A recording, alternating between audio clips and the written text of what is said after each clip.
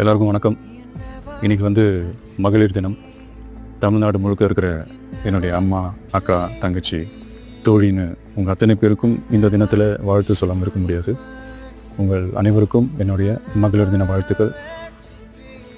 சந்தோஷம் தானே? பாதுகாப்பாக இருந்தால் தானே சந்தோஷத்தை உணர முடியும். அப்படி எந்த பாதுகாப்பும் இல்லாதப்போ, இன்செக்யூரிட்டியாக இருக்கிறப்போ எந்த சந்தோஷமும் இருக்காது தானே அப்படின்னு நீங்கள் நினைக்கிறது எனக்கு புரியுது.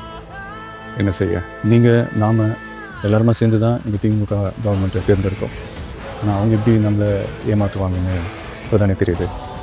எல்லாமே இங்கே மாறக்கூடியது தானே, மாற்றத்துக்குரியது தானே. கவலைப்படாது.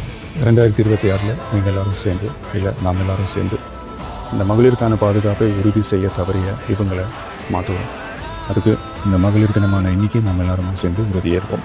ஒன்று மட்டும் சொல்கிறேன், எல்லா சூழ்நிலையிலும் உங்களுடைய ஒரு மகனா, அண்ணனா, தம்பியா, தோழனா உங்களோட நினைப்பேன். நன்றி, வணக்கம்.